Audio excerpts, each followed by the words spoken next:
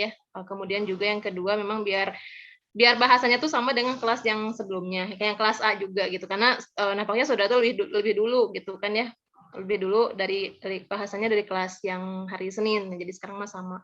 Seperti itu. Nah, untuk hari ini agendanya kita akan melanjutkan terkait dengan membahas terkait dengan takaful atau asuransi syariahnya gitu kan ya.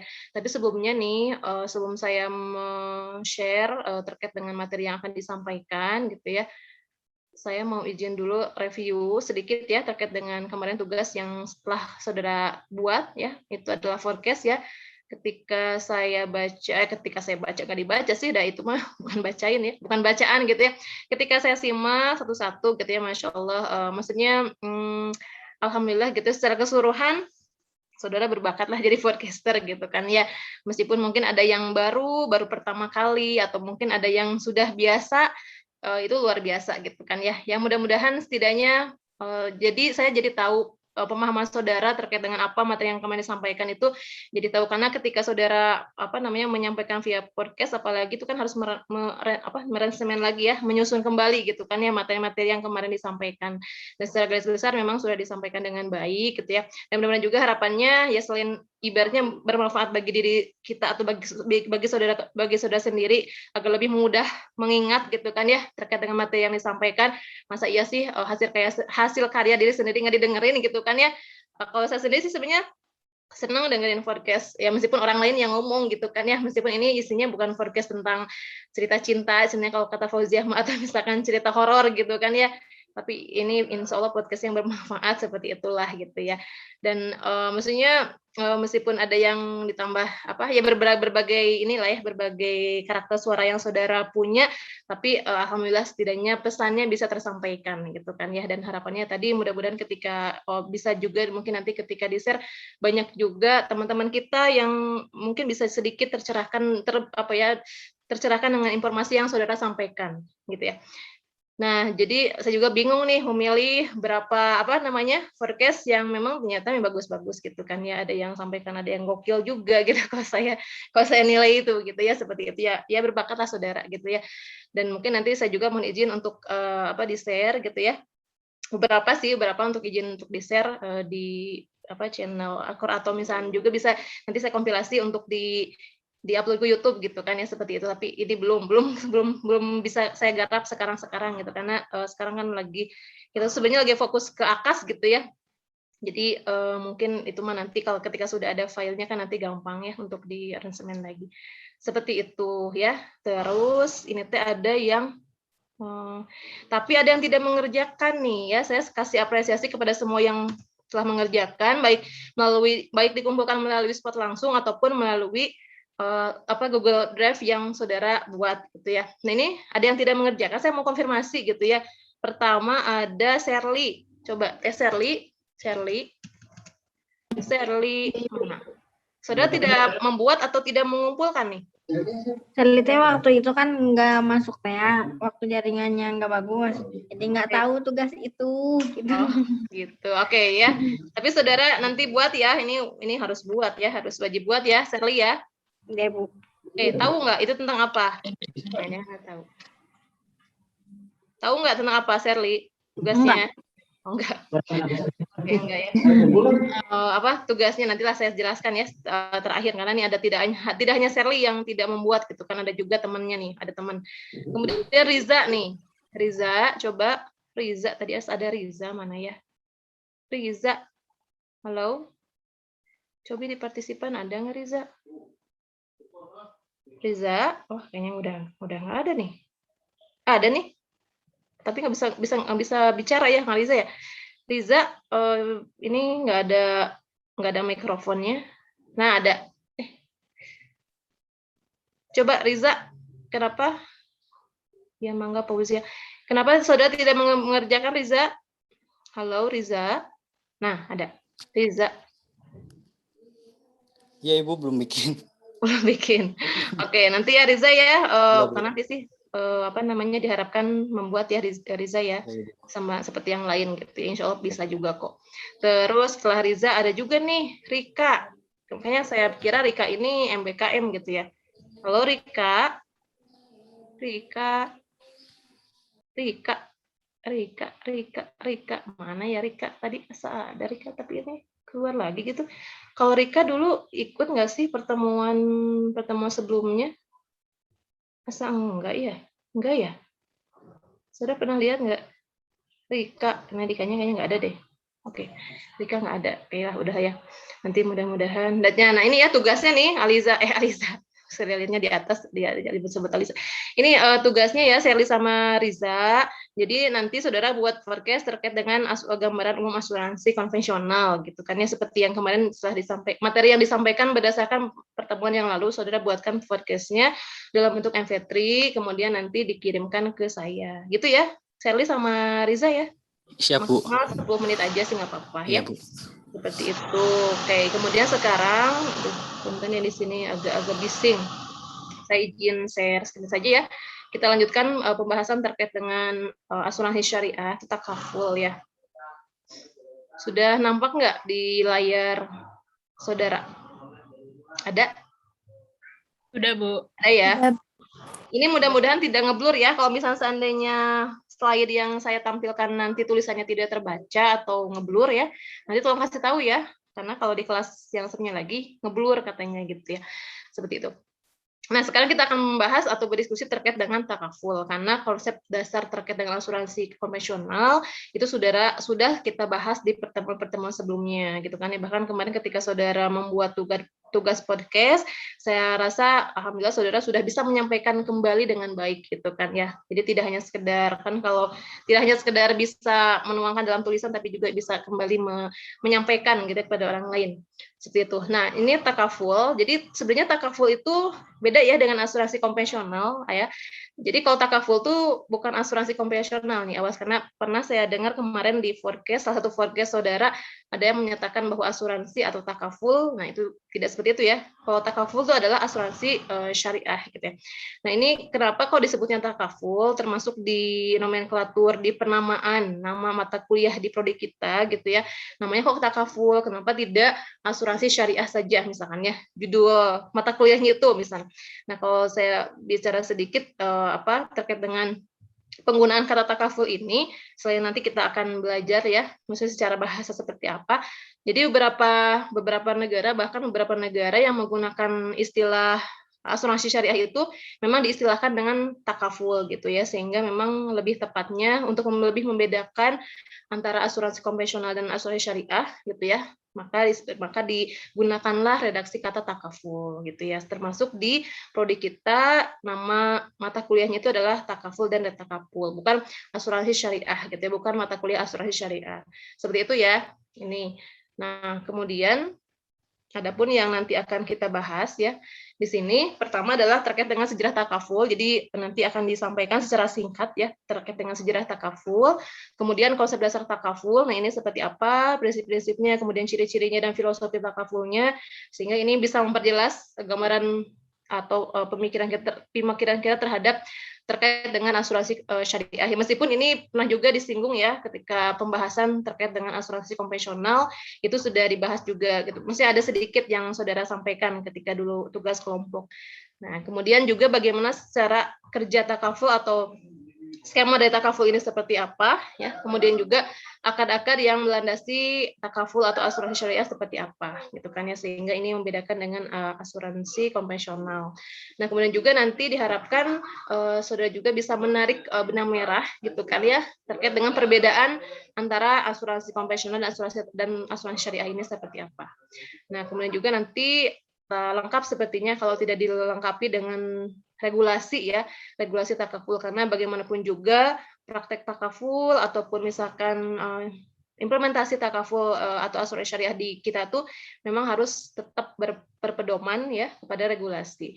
Nah, cuman mungkin di sini adalah perbedaannya ketika kemarin asuransi konvensional itu hanya undang-undang atau misalnya hanya sampai ke surat edaran OJK ya, tapi di sini dalam takaful itu ada yang namanya fatwa DSN, itu yang memang harus juga menjadi dasar ya, menjadi pedoman pelaksanaan takaful di negara kita seperti itu. Dan terakhir adalah bagaimana perkembangan asuransi syariah di Indonesia ini seperti apa gitu kan ya. Nah, ini yang akan kita bahas selama berapa menit ke depan gitu ya. Cuman mungkin untuk pembahasan yang disampaikan di sini tidak akan dibahas semuanya hari ini gitu kan ya, karena kalau saya terus bicara khawatir saudara malah ngantuk gitu ya, malah nundutan, apalagi yang seperti ini gitu kan, cedem-cedem gitu ya. Jadi seakan-akan dinina bobokan lah seperti itu. Jadi nanti saya hanya akan menyampaikan bahasan 1-4 gitu ya. Nanti saudara untuk yang regulasi dan perkembangan asuransi syariah, nanti seperti biasa saya akan minta tolong saudara untuk gotong royong ya. Gotong royong karena ini kan sudah ada, sebenarnya bahannya sudah ada, cuman banyak gitu. Jadi nanti keroyokan lagi ya. Kita keroyokan lagi, saudara nanti keroyokan lagi untuk menyampaikan terkait dengan dua hal ini seperti itu ya. Oke, kita langsung saja ya. Nah, pertama sejarah takaful gitu. Nanti sebelum saya sampaikan sejarah takaful ini, sebenarnya kalau bisa dibilang gitu ya, hadirnya takaful atau hadirnya asuransi syariah ini sebenarnya tidak lepas dari adanya para pendapat ya, atau para ulama khususnya, yang memang mereka tuh berkeyakinan bahwa ada kejanggalan atau ada ketidaktepatan ya, ada ketidaksesuaian dengan syariah ya yang terjadi pada praktek asuransi konvensional. Sehingga di sini dari situlah gitu ya berawal, maka takaful ini hadir sebagai alternatif ya, sebagai alternatif bagi khususnya bagi masyarakat muslim, bagi umat muslim, umat Islam yang memang misalnya dia ingin memproteksi diri atau keluarganya ya, maka pilihlah asuransi syariah atau takaful yang memang sesuai dengan syariah, atau tidak mengandung kegororan dan sebagainya lah, seperti yang pekan kemarin kita bahas gitu ya, seperti itu. Nah, kemudian di sini ya, saya akan, sebelum saya menyampaikan, karena kalau saya bercerita pasti saudara bisa ngantuk gitu ya, saya izin share ada video sedikit terkait dengan sejarah takaful gitu ya. Saya share dulu ya.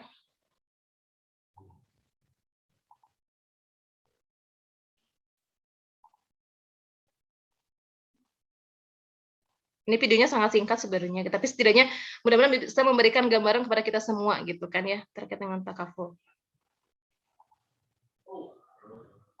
Recording in progress.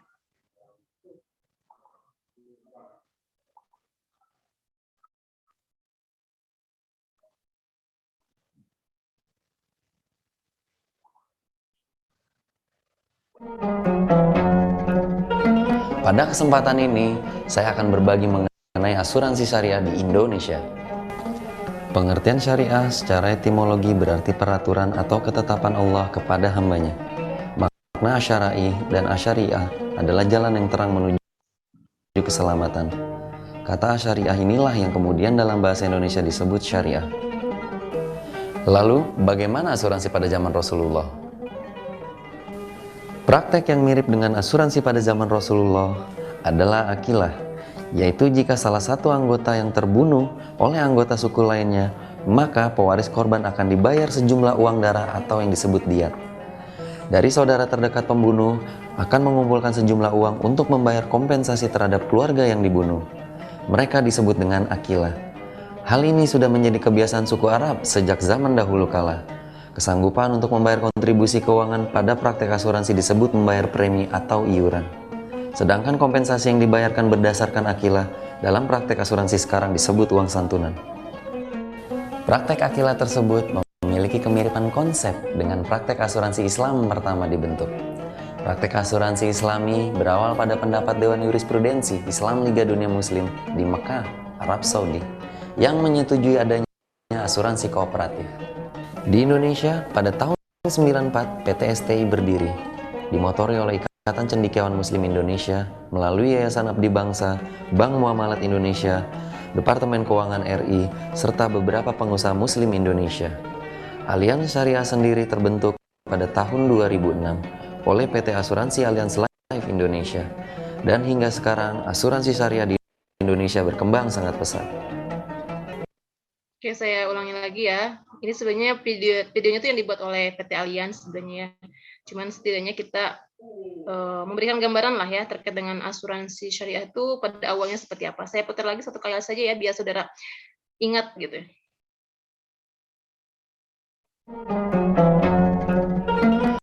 Pada kesempatan ini, saya akan berbagi mengenai asuransi syariah di Indonesia.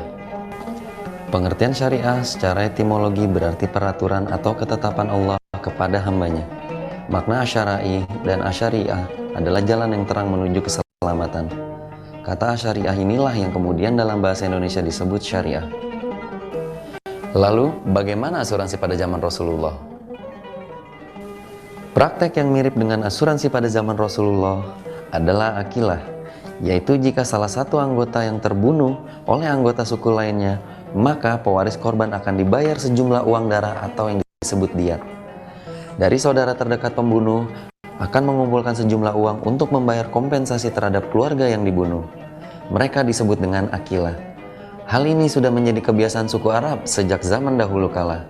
Kesanggupan untuk membayar kontribusi keuangan pada praktek asuransi disebut membayar premi atau iuran. Sedangkan kompensasi yang dibayarkan berdasarkan akilah dalam praktek asuransi sekarang disebut uang santunan. Praktek akilah tersebut memiliki kemiripan konsep dengan praktek asuransi Islam pertama dibentuk. Praktek asuransi Islami berawal pada pendapat Dewan Jurisprudensi Islam Liga Dunia Muslim di Mekah, Arab Saudi, yang menyetujui adanya asuransi kooperatif. Di Indonesia, pada tahun 94, PT STI berdiri, dimotori oleh Ikatan Cendekiawan Muslim Indonesia melalui Yayasan Abdi Bangsa, Bank Muamalat Indonesia, Departemen Keuangan RI, serta beberapa pengusaha Muslim Indonesia. Aliansi Syariah sendiri terbentuk pada tahun 2006 oleh PT Asuransi Allianz Life Indonesia. Dan hingga sekarang, asuransi syariah di Indonesia berkembang sangat pesat. Oke, itu ya.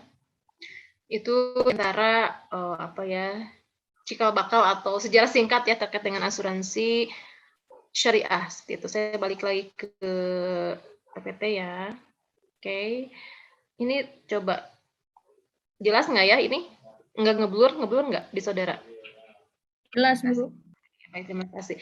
Nah ini ya kalau misalnya kita rinci gitu ya terkait dengan sejarah asuransi syariah seperti ini perjalanannya. Cuman kalau tadi dari video yang tadi disampaikan bahwa sebenarnya istilah asuransi syariah itu sebenarnya kalau misalkan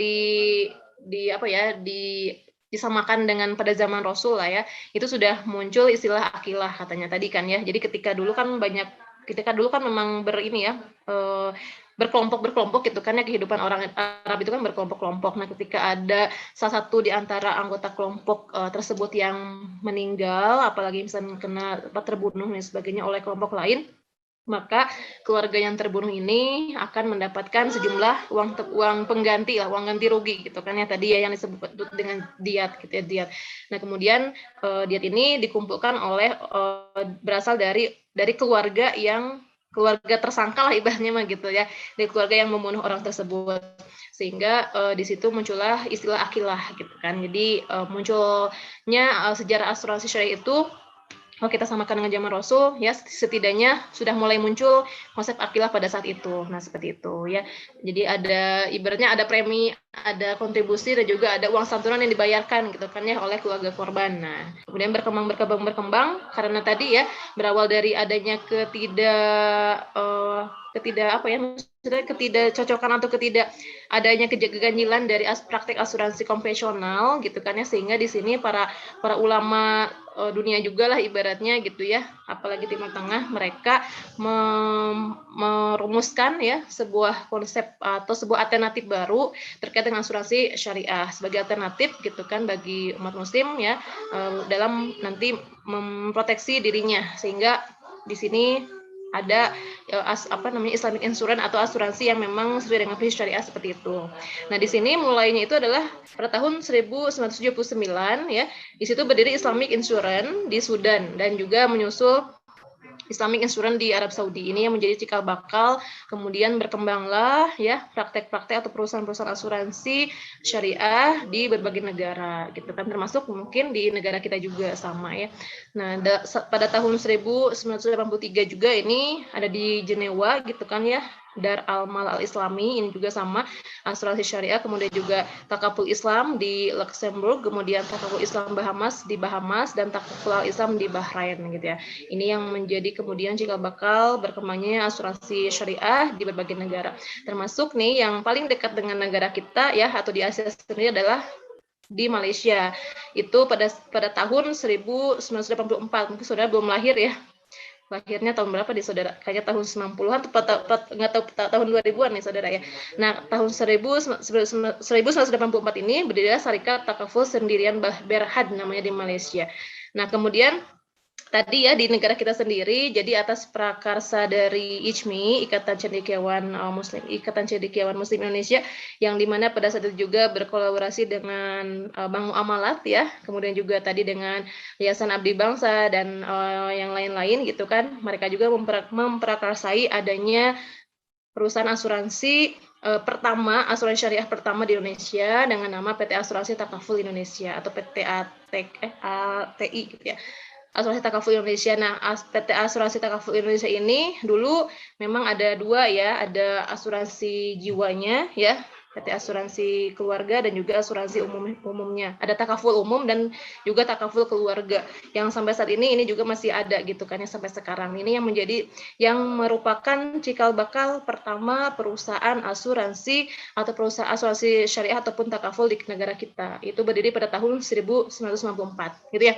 Itu secara singkatnya terkait dengan sejarah asuransi di dunia ataupun di negara Indonesia. Dan memang sampai saat ini ya bermunculanlah asuransi syariah gitu ya, perusahaan-perusahaan asuransi syariah, meskipun memang kalau kita lihat dari segi status perusahaannya gitu kan masih banyak yang berstatus unit usaha gitu kan ya.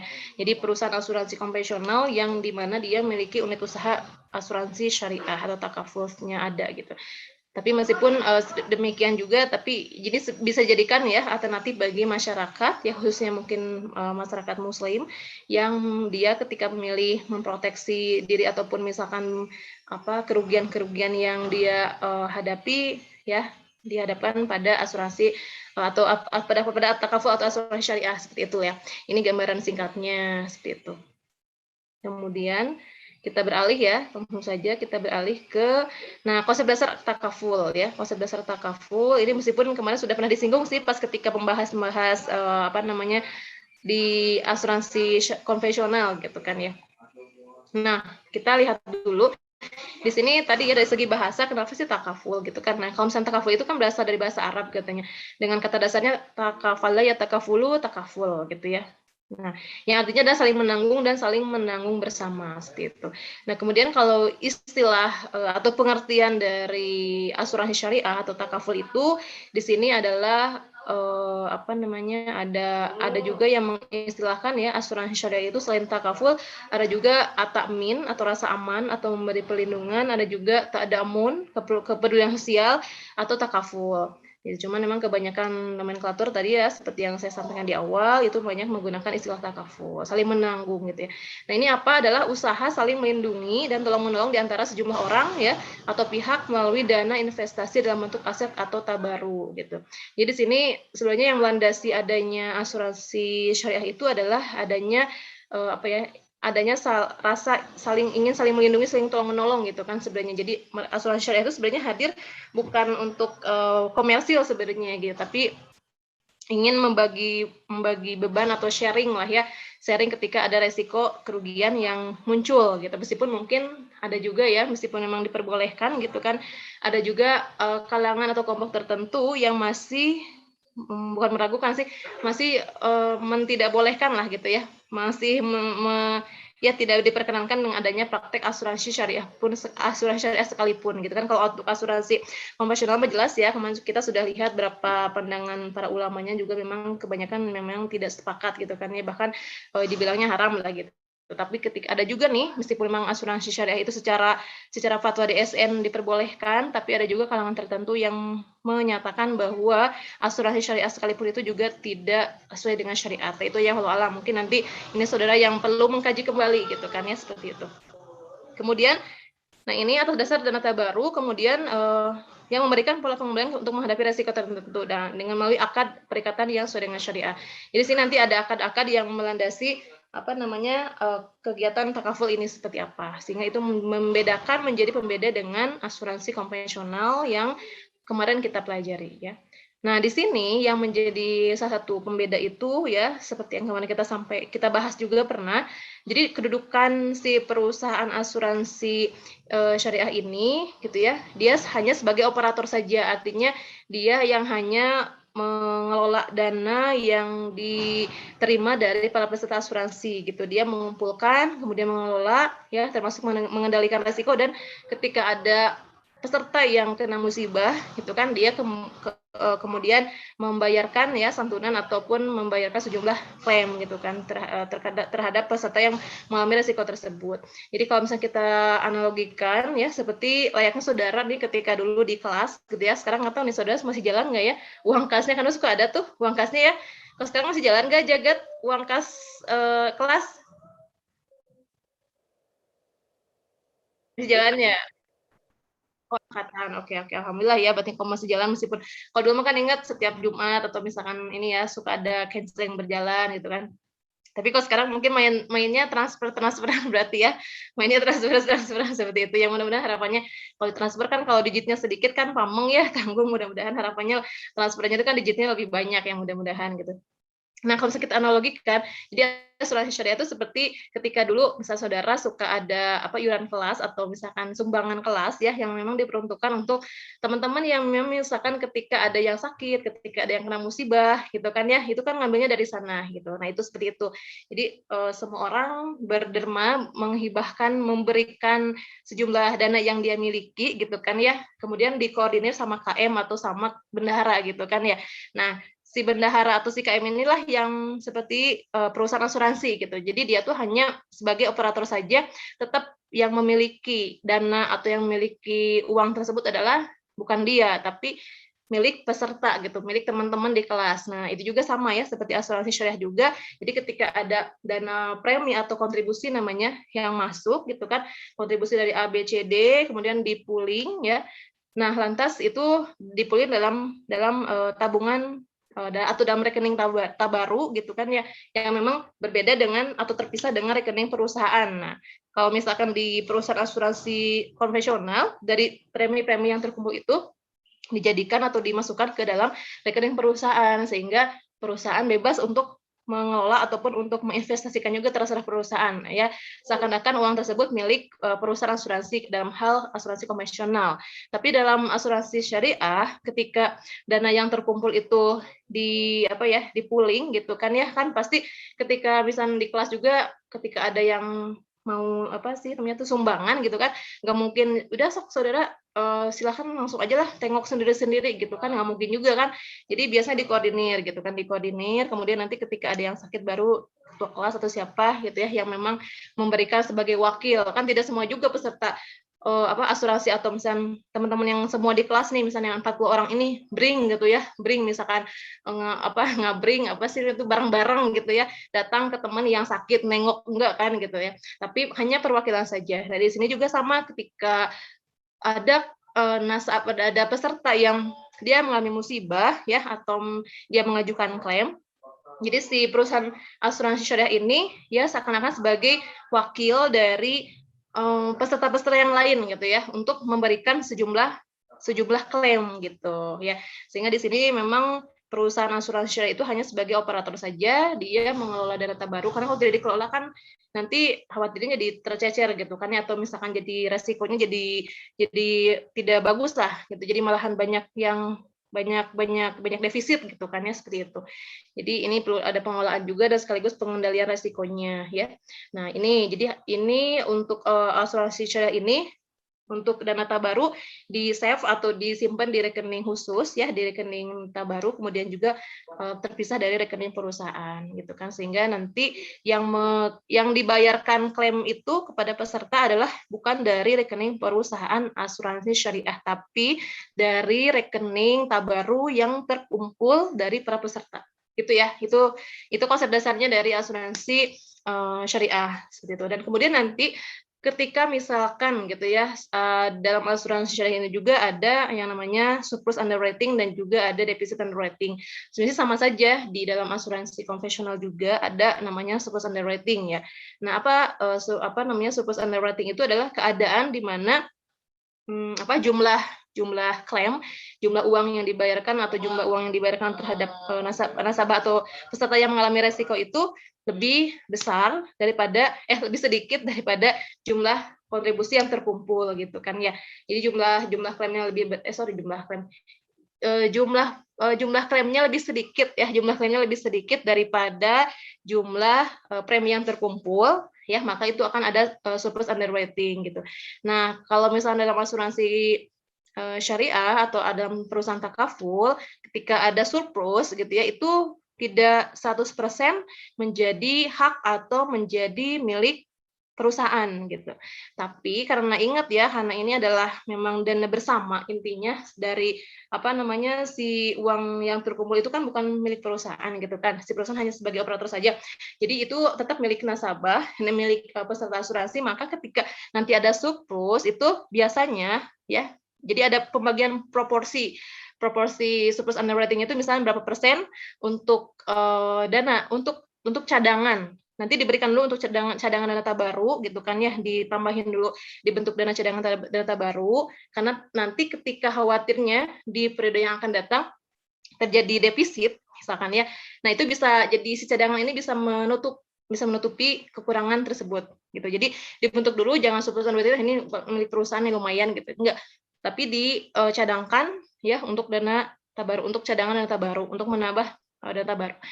Kemudian juga selain itu juga tidak semuanya, tapi ada juga nanti porsi untuk peserta asuransi, tapi dia yang dapat itu hanya yang ada kriteria tertentu gitu. Di antaranya adalah dia tidak mengalami klaim pada tahun tersebut seperti itu. Jadi kalau misalnya peserta yang sudah dia mengalami klaim itu tidak dikasih ya, tapi dikasih juga karena memang peserta itu kan banyak jumlahnya ya paling memang hanya sedikit lah gitu, dari sekian puluh juta misalnya ketika ada surplus underwriting, jatuhnya ke setiap peserta kan sedikit juga karena banyak gitu kan ya, pesertanya kan banyak, tidak hanya 1 atau 2. Seperti itu ya. Jadi nanti si surplus underwriting-nya juga peserta asuransi ini kebagian. Tidak seperti perusahaan asuransi konvensional di mana ketika ada surplus underwriting itu 100% milik perusahaan. Gitu ya. Nah, kalau misalkan terjadi surplus kan seperti itu, akhirnya dibagi-bagi ataupun selain dibagi ke peserta juga digunakan untuk cadangan dana tabaru kan tadi. Tapi gimana keadaannya ketika misal si perusahaan itu justru kebalikannya. Misalnya ketika si perusahaan malah defisit underwriting, artinya ketika jumlah klaim yang dibayar itu lebih banyak ya daripada jumlah premi ataupun jumlah kontribusi yang terkumpul. Nah, seperti apa coba kalau misalnya defisit? Ada yang tahu nggak? Kalau defisit harus seperti apa?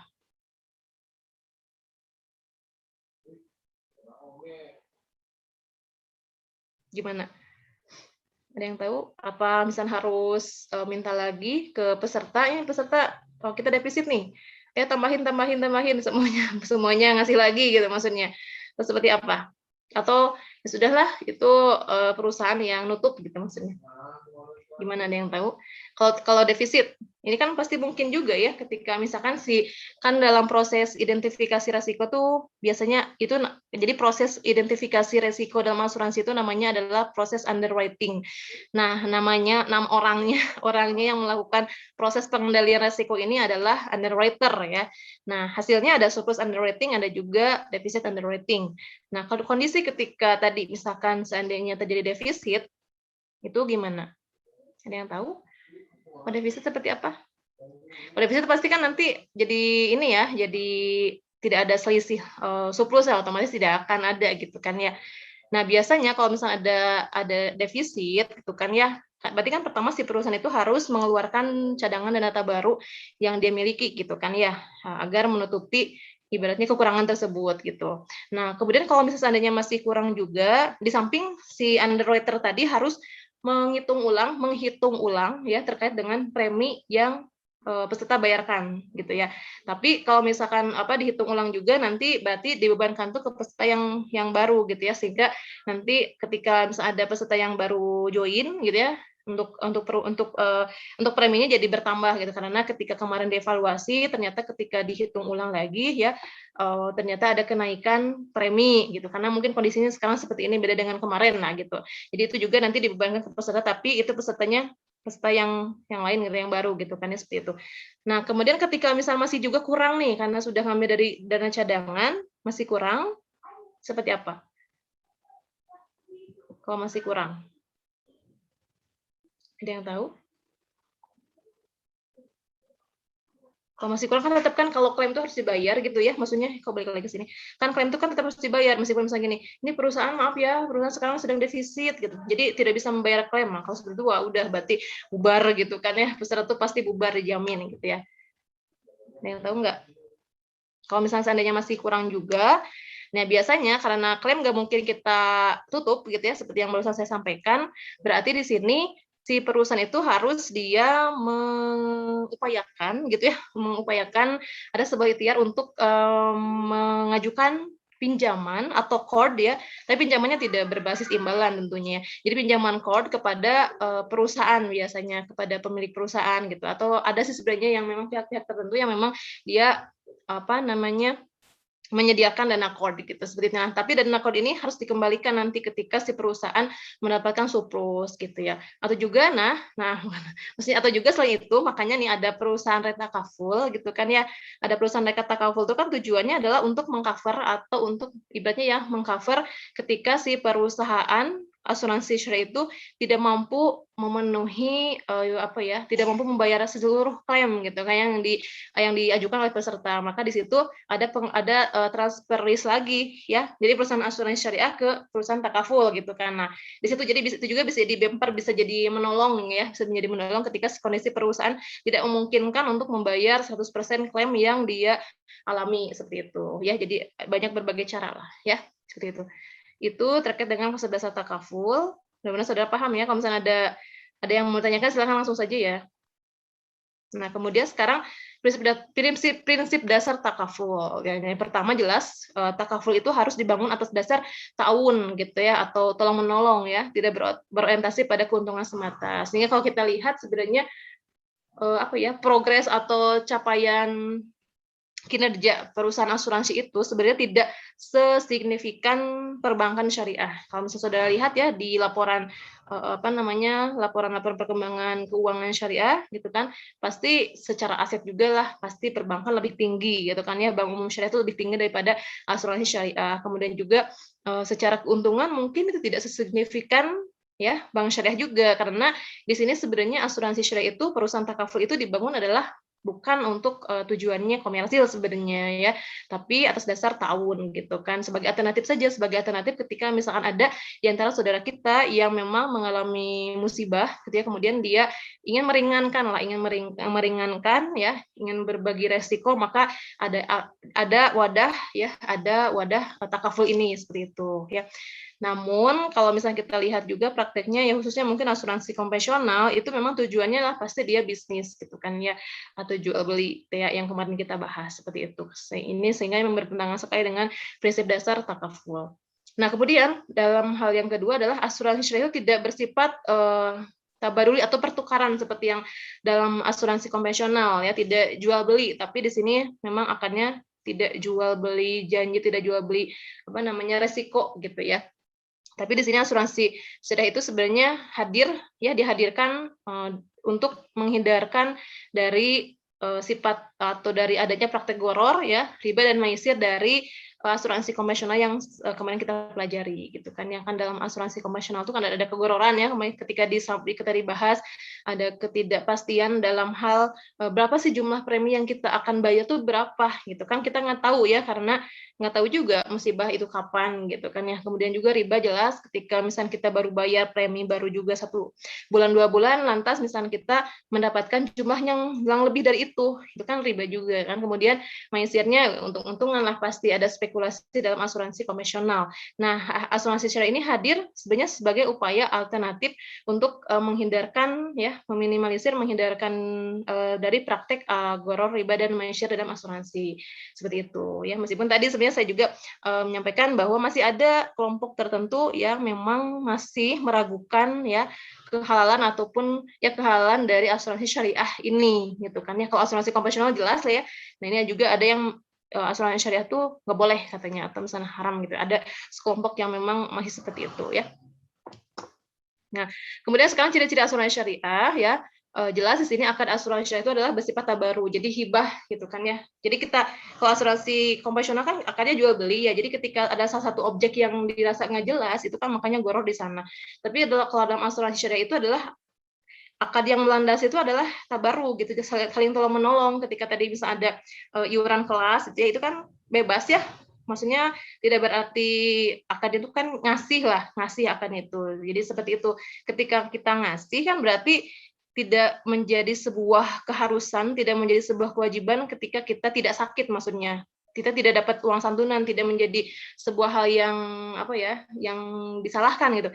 Kan nggak mungkin juga ketika misalkan nanti ya pekan depan saya mau sakit ya, misalnya nanti uang santunannya buat saya nggak seperti itu kan biasanya.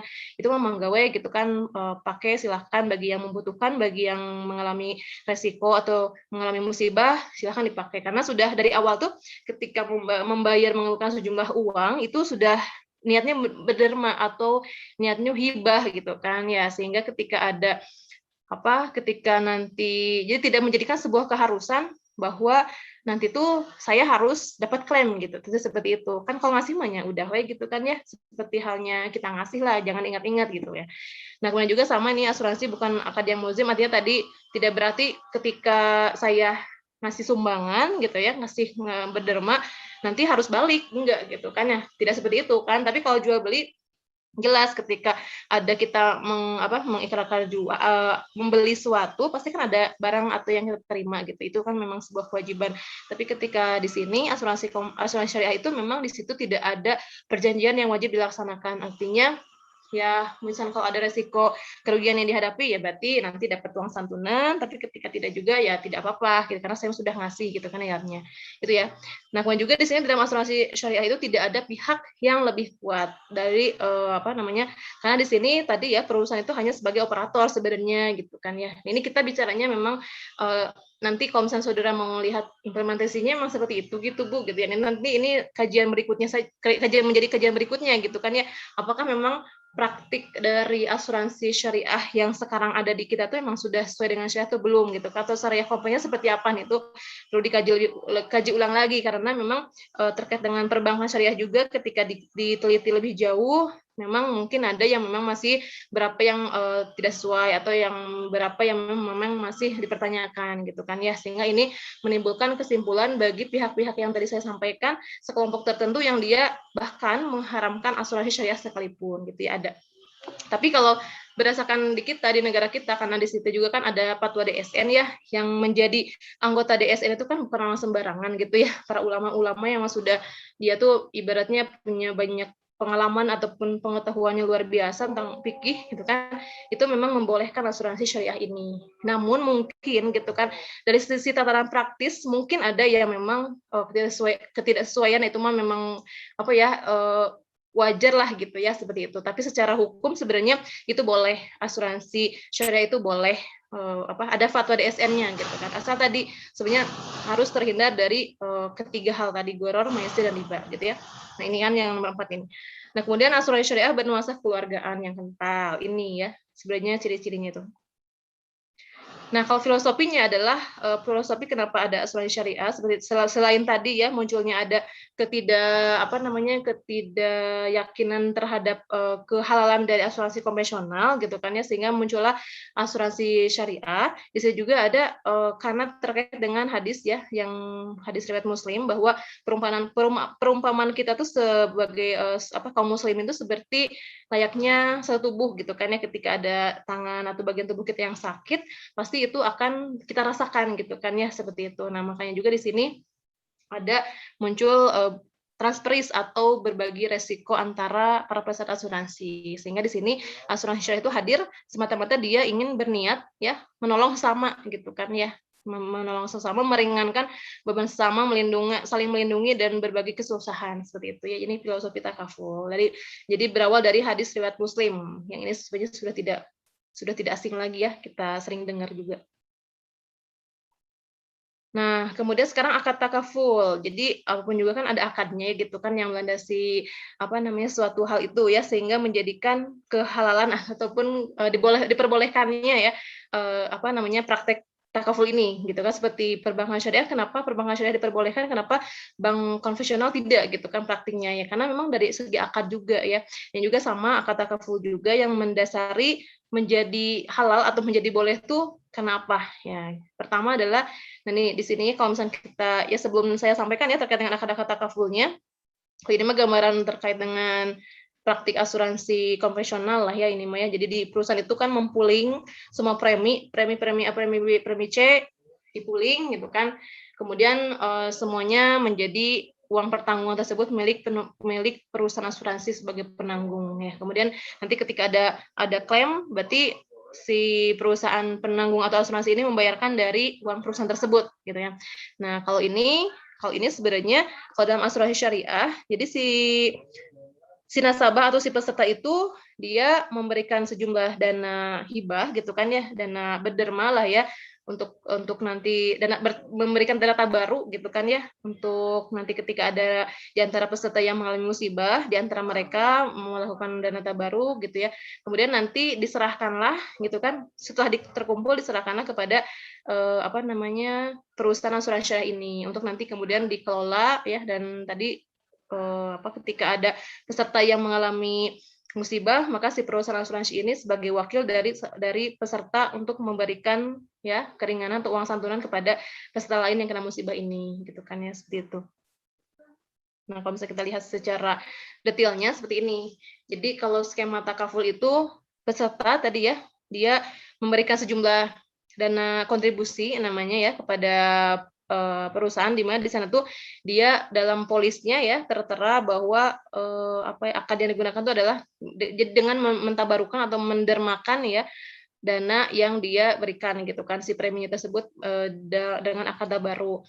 Nah, kemudian dana tabaru ini boleh nggak sih sebenarnya diinvestasikan oleh perusahaan? Coba saya mau nanya dulu. Boleh nggak kalau dana tabaru ini kita investasikan? Boleh nggak? Atau nggak boleh misalkan? Izin menjawab, Bu. Ismi? Mungkin tergantung ini tabarunya wadiah al-amanah atau wadiah ya domanahnya, Bu. Kalau misalnya wadiah al-amanah mungkin nggak bisa ya, Bu, nggak bisa diputarkan gitu, karena kan itu bersifat ya udah gitu, uangnya jangan diputar-putar gitu. Kalau misalnya ya domanah kan itu boleh, Bu, jadi uang yang si pesertanya boleh diputar. Jadi tergantung wadiahnya, wadiah apa gitu. Kalau lihat dari segi asal-usul hukumnya mungkin ini Ismi. Oke, Ismi, makasih ya. Oke, nah ini sebenarnya sih terkait dengan rambu-rambu atau pedoman, boleh nggak sih peserta baru ini diinvestasikan ya? Itu ada fatwa DSN tersendiri yang dia membahas terkait dengan pengelolaan dana tabaru gitu. Nanti sudah bisa bahas ketika nanti kita bahas regulasi, nanti mudah-mudahan ada yang menyampaikan terkait dengan fatwa yang tadi saya maksud gitu. Jadi kalau misalnya kita lihat ya, kalau saya baca sekilas sebenarnya kalau berdasarkan fatwa yang tadi saya sampaikan itu boleh ya. Mungkin tadi kalau lihat asalnya mungkin ini akad tabarunya yang bukan amanah gitu ya, artinya yang memang yang boleh diputarkan. Tapi ada tapinya juga, ada rambu-rambunya. Tidak berarti pertama semua data baru yang terkumpul diinvestasikan gitu kan ya, karena memang terkait dengan resiko yang mungkin nanti ketika ada klaim gitu, ketika data baru ini semuanya diinvestasikan kan nanti apa yang harus diberikan oleh si perusahaan asuransi gitu kan ya, karena kan di situ kan amanah ya, maksudnya ketika ada klaim berarti otomatis dong harus bisa memberikan uang santunan kan kepada peserta yang lain gitu kan, jadi otomatis si data baru harus tetap ada dalam kas perusahaan. Namun di sini akan sangat beresiko juga ketika misal dana tabaru yang terkumpul itu dari semua peserta ya sama perusahaan asuransi tidak diinvestasikan gitu kan ya, karena di sini ya beresiko beresiko tinggi ketika misalkan terkumpul dalam rangka satu dalam rekening gitu ya, itu sangat selain memang kurang produktif gitu kan ya, memang itu beresiko juga. Nah kemudian tadi untuk juga menunjang kegiatan operasional perusahaan, artinya ketika nanti misalkan kalau ketika ada dana baru yang diinvestasikan meskipun hanya sebagian kecil ya, karena memang ada proporsinya. Kalau nanti kita lihat fatwa yang tadi saya maksud itu ada proporsinya ya, istri dan teman-teman, misalkan yang boleh diinvestasikan untuk deposito berapa persen gitu kan, jadi sampai detil membahas itu gitu ya, ada presentasinya lah. Nah kalau misalnya seandainya data baru ini disampaikan atau diinvestasikan kan nanti berarti dia dapat laba ya, dapat laba.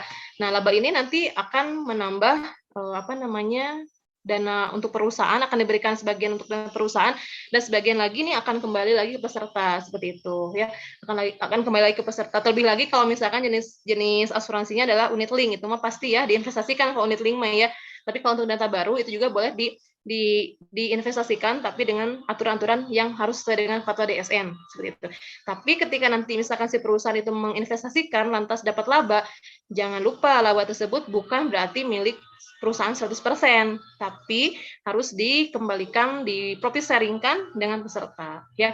Sehingga di sini berlakulah gitu ya, ada akad mudharabah yang melandasi antara peserta asuransi dengan perusahaan. Ketika tadi si perusahaan ini menginvestasikan, dia mudharabah, jadi yang memiliki uang tuh peserta, si perusahaan tuh hanya sebagai pengelolanya saja gitu ya. Ketika dapat laba maka baik peserta maupun perusahaan asuransi syariah itu dapat juga bagian gitu ya, seperti itu. Selain tadi juga selain mengatur terkait dengan komposisi berapa persennya ya, dalam aturan tadi juga disebutkan untuk perusahaan-perusahaan yang diperkenankan untuk berasuransi, untuk berinvestasi itu yang harus sesuai dengan syariat, tidak boleh bergerak dalam bidang rokok dan sebagainya lah. Nanti juga kita lihat, sudah tahu mungkin sudah juga kriteria investasi sesuai dengan syariat itu seperti apa. Nah jadi ini juga harus terpenuhi gitu kan ya, jangan asal si perusahaan asuransi syariah ini menginvestasikan ya ke perusahaan ataupun ke sektor investasi yang mendatangkan keuntungan, tapi tetap harus berpedoman atau harus memperhatikan ini syar'i enggak sih gitu ya, investasi ini jenisnya syar'i enggak gitu ya. Nah kemudian di sini juga ada nih, jadi selain tadi kan ada akad baru yang dilaksanakan atau yang dilakukan antar peserta gitu kan, namun di sini memang tidak berarti semua peserta, maksudnya tidak berarti uang itu peserta terkumpul kemudian misalnya secara lisan dengan peserta, tidak, tapi diwakilkan oleh perusahaan asuransi gitu, tapi pada hakikatnya adalah dana baru ini terjadi akad itu antara peserta asuransi, seperti itu ya, seperti sudahlah di kelas ya, tidak berarti diberikan kepada maksudnya masing-masing, tapi memang dikelola oleh ketua kelas, sehingga ketua kelas ini seakan-akan menjadi wakil dari peserta-peserta gitu ya, sehingga nanti si peserta juga bayarnya ke perusahaan, tidak ke peserta lain gitu ya, seperti itu. Nah di sini ada juga nih akad di jalannya itu adalah, jadi ada si perusahaan asuransi ini untuk menutupi biaya-biaya operasional yang dikeluarkan gitu kan ya, seperti biaya listrik dan sebagainya, itu dia itu ibaratnya bukan memungut ya, jadi meminta bahasanya itu apalah ya, meminta atau menetapkan lah ya, namanya tuh ujroh gitu. Jadi ada wakalah bil ujroh atas jasa yang dia berikan. Maksudnya kan dia tuh mengelola data baru, kemudian juga ketika ada mengelola data baru, mengumpulkan data baru, kemudian juga ketika ada peserta yang kena musibah dia membayarkan. Nah, untuk ibaratnya membayar biaya operasional tersebut gitu ya, si perusahaan asuransi syariah ini menetapkan sejumlah ujroh gitu ya, dengan akad itu adalah wakalah bil ujroh, sehingga di sini peserta itu dalam polisnya juga, selain dia ibaratnya menyepakati adanya akad baru antar peserta, kemudian juga akan mudharabah ya, ketika nanti diinvestasikan ada juga wakalah bil ujroh, seperti itu. Sehingga di situ biasanya perusahaan itu menetapkan ya berapa persen dari ujroh yang dia bayar sebagai biaya administrasi lah gitu. Karena kalau misalkan seandainya si perusahaan ini untuk menutupi biaya-biaya operasional gitu ya, dibebankan kepada dana tabaru yang terkumpul, gitu kan. Nah, itu khawatirnya jadi malah menggerus gitu ya, malah menggerus dana tabaru yang ada. Sementara kan dana tabaru itu kan amanah yang memang harus dikeluarkan ya hanya dikeluarkan untuk membayarkan klaim gitu kan ya. Meskipun sebenarnya boleh saja kan ketika misalnya ada apa namanya biaya untuk yang dikeluarkan untuk apa sih namanya itu untuk menengok misalkan ya untuk menengok orang yang teman kita yang sakit boleh saja misalkan ngambil dari sana cuma kan proporsinya juga terbatas gitu kan ya. Makanya di sini biasanya perusahaan asuransi itu menetapkan sejumlah ujroh ya dengan akad wakalabil ujroh sebagai bentuk dari bentuk dari wakil dalam hal pengelolaan asuransi gitu ya, ada wakil untuk pengelolaan data baru ini ya, maka dia menetapkan sejumlah ujroh wakalabil ujroh ini untuk membiayai biaya-biaya operasional yang dikeluarkan agar tidak mengambil ya dari cadangan data baru yang ada, seperti itu intinya ya. Jadi ada berapa akad yang dilakukan dalam asuransi syariah seperti itu ya. Nah, meskipun ini nggak tahu nih, mungkin saudara lebih jago ada hal fikihnya gitu kan. Apakah memang akad di sini termasuk multi akad atau seperti apa gitu ya? Saya mungkin kalau saya lihat sih sebenarnya ini akadnya berbeda atau objeknya itu berdiri sendiri-sendiri gitu kan ya, sehingga memang di sini antara akad tabaru, akad tijarah pun akad mudharabah yang ada itu tidak menjadi satu kesatuan gitu ya, dan maksudnya antar objeknya tuh berbeda-beda sehingga katanya nih ya, saya juga baca dari referensi itu diperkenankan, sehingga memang beberapa ulama ataupun yang termasuk di kita juga fatwa DSN memang membolehkan adanya praktek asuransi syariah dengan landasan ketika akad ini seperti itu ya. Nah, pertama akad tabaru tadi sudah ya, jadi akad yang terjadi antar peserta asuransi gitu kan seperti itu. Kemudian akad tijarah wakalah bi ujrohnya akad antara peserta asuransi dengan perusahaan asuransi, di mana perusahaan asuransi itu sebagai operator ya yang mengelola dana tabaru dengan menggunakan wakalah bi ujroh seperti itu. Jadi ini untuk menutupi biaya operasional yang tadi saya maksud. Kemudian akan mudharabah yang tadi juga disampaikan ya, pembagian hasil antara pemilik dana dalam hal ini peserta dan juga pengelola, sehingga ketika ada akad-akad ini yang dilakukan gitu ya, yang namanya kegororan ataupun riba dan juga maisir itu bisa diminimalisir, sehingga asuransi syariah itu menjadi alternatif bagi masyarakat gitu yang memang dia ingin memproteksi diri ataupun keluarganya ya, menggunakan skema asuransi syariah ini seperti itu ya. Ini akad tabaru tijarah ataupun akad wakalah bi ujroh dan akad mudharabah gitu. Oke, ada yang mau disampaikan dulu nggak sebelum saya lanjut? Kalau mau saudara, coba saya mau nanya. Kalau mau saudara ini multi akad nggak sih? Saudara kan sudah belajar fikih ya, pasti. Soalnya saya bukan ahli fikih. Coba ada yang mau menyampaikan nggak, Bu, ini multi akad misalkan. Alasannya kenapa? Bu, izin menyampaikan pendapat. Ismi ya, sama nggak Ismi gimana? Kalau yang Ismi pahami gitu ya, Bu, kalau misalnya nih, perpaduan antara akad tabaru, akad tijarah, akad mudharabah kan karena ini berbeda ya Bu, berbeda objek yang tadi Ibu sampaikan. Jadi mungkin akad tabaru tadi terjadi antara sesama peserta asuransinya itu sendiri. Nah, terus kemudian di akad tijarah itu misalnya setelah akad tabaru yang selesai gitu, yang sesama pesertanya sudah selesai, mungkin lanjut gitu misalnya ke akad tijarah yang dimana mungkin perwakilan peserta asuransi dengan perusahaan asuransinya. Nah, jadi kan di situ juga udah berbeda orang gitu, berbeda kedua belah pihak gitu ketika dibuat akad. Kemudian akad mudharabah juga nanti setelah perusahaan asuransi menerima gitu ya dari para peserta diinvestasikan lagi gitu kepada sektor real dan sebagainya. Jadi emang udah berbeda gitu Bu, kalau misalnya ini disebut multi akad atau enggaknya. Cuman yang Ismi sorotinya di sini Bu, mungkin kan ada akad asuransi syariah yang non saving gitu ya Bu, yang misalnya yang unit link ini Bu, di mana kan peserta asuransinya tuh dia memberikan kontribusinya tuh sebagian untuk tabaru, sebagian untuk investasi ya Bu. Iya. Nah, ya yang dan juga baca gitu ya Bu. Jadi mungkin ibaratnya katanya tuh 10.000 katanya teh dianggapnya gitu 10.000 misalnya dimasukkan ke rekening tabaru, 90.000 tuh dimasukkan ke yang dana investasi. Nah mungkin di sini kalau multi ismi gitu ya terjadi multi akadnya gitu. Jadi ketika seorang peserta asuransi syariah gitu bayar misalnya 100.000 ke perusahaan ke perkumpulan orang-orangnya gitu, ke perusahaan asuransinya misalnya 100.000 gitu, di mana 10.000 dialokasikannya ke tabaru dan 90.000-nya bisa dialokasikan ke investasi. Nah, apakah itu termasuk multi akad atau enggak gitu? Karena kan pemasukan ke uang pesertanya itu berbeda gitu ke rekening perusahaannya gitu mungkin Bu, kalau menurut isi. Mohon maaf Ibu. Baik, Ismi, terima kasih banyak Ismi ya pandangannya, maksudnya ya pendapatnya Ismi ya.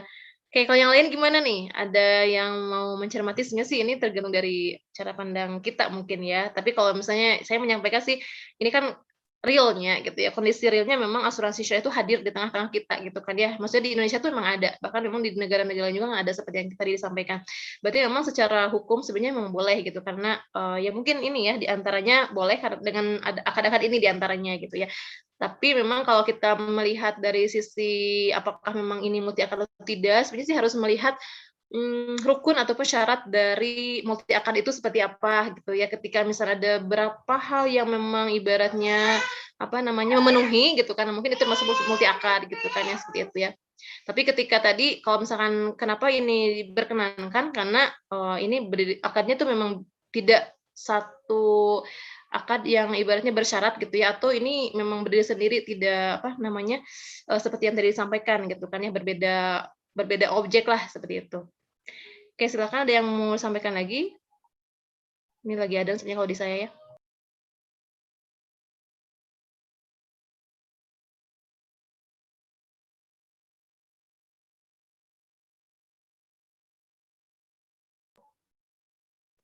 Tidak ada, yang mungkin nanti saudara perlu juga ya mempelajari lebih lanjut, maksudnya apakah memang ini multi akal tidak gitu. Nah makanya tadi ya seperti saya sampaikan, ketika ada kelompok tertentu yang menganggap asuransi syariah sekalipun itu tidak boleh, itu katanya karena di antara akad-akad ini adalah multi akad. Katanya seperti itu ya, meskipun saya tidak tahu, belum pernah meneliti sampai memang apakah betul ketika akad ini mengandung atau termasuk multi akad gitu kan ya. Sementara kalau kita lihat regulasi atau dari Fatwa DSN sendiri sebenarnya itu membolehkan gitu ya. Gitu ya. Itu nanti mungkin saudara kalau penasaran kaji aja ya nanti seperti apa. Oke, itu ya.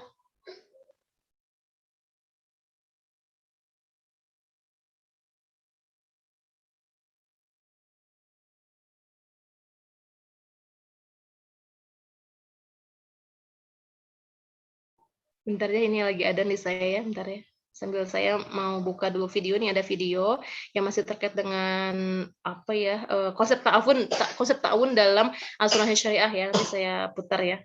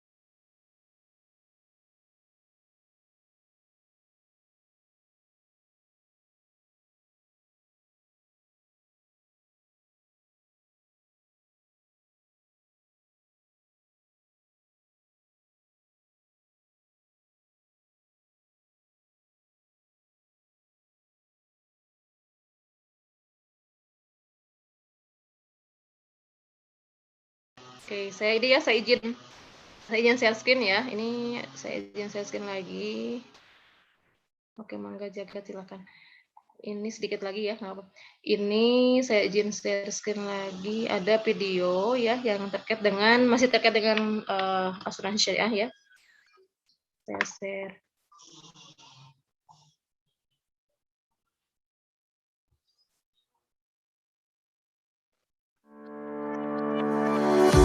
Pada kesempatan kali ini kita akan membahas mengenai konsep tolong-menolong dalam asuransi syariah. Menurut Fatwa Dewan Syariah Nasional, Majelis Ulama Indonesia, DSN MUI, pengertian asuransi syariah adalah usaha saling melindungi dan tolong-menolong di antara sejumlah pihak melalui investasi dalam bentuk aset atau tabar yang memberikan pola pengembalian untuk menghadapi risiko tertentu melalui akad yang sesuai dengan syariah. Lalu apa yang membedakan dengan konsep tolong-menolong asuransi konvensional dengan asuransi syariah? Dalam asuransi konvensional, dana yang disetorkan tiap bulan disebut premi, sedangkan dalam asuransi syariah disebut kontribusi. Di asuransi konvensional, dana yang dibayarkan tiap bulan menjadi milik perusahaan asuransi, sedangkan pada asuransi syariah, dana tersebut masuk ke rekening dana tab baru dan bukan merupakan milik perusahaan asuransi syariah, namun merupakan milik seluruh peserta asuransi untuk tujuan tolong-menolong. Rekening dana tab baru dikelola dan disimpan terpisah dengan rekening operasional perusahaan. Dalam asuransi konvensional, jika salah satu nasabah mengalami risiko untuk membayarkan uang pertanggungan diambil dari rekening perusahaan asuransi.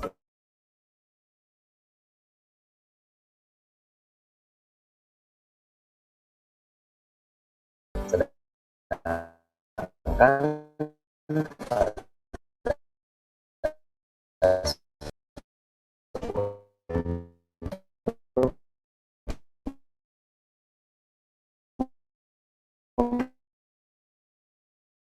pembayaran santunan diambil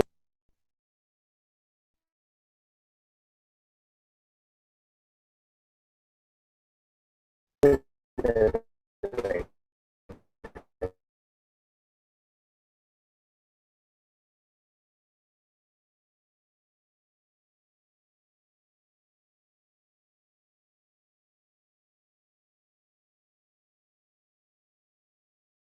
rekening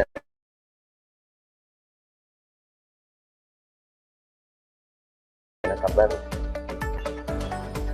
Artinya, dana yang digunakan untuk membayar klaim nasabah yang terkena Masing-masing tahu perbedaan ya asuransi, perbedaan antara Recording stopped.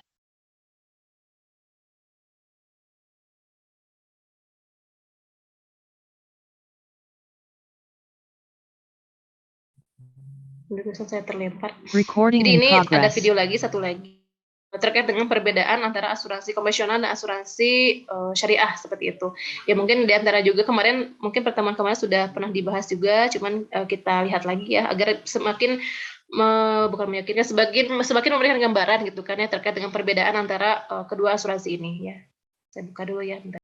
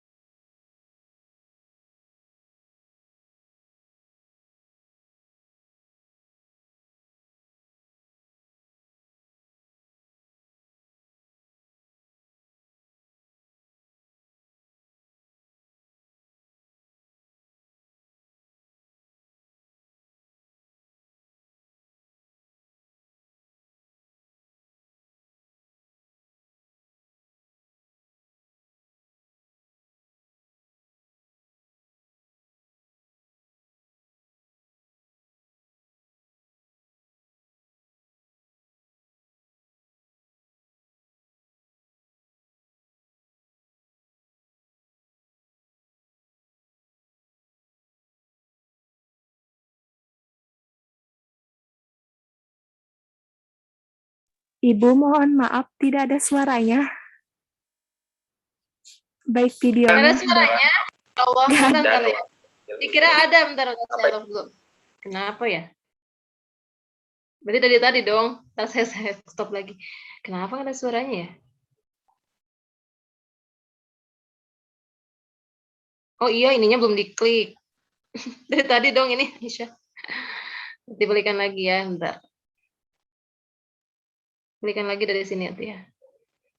Agen asuransi jiwa dan umum. Saya juga seorang agen asuransi syariah. Ada ya? Pada kesempatan ini saya akan membahas perbedaan antara asuransi di antara sesama peserta.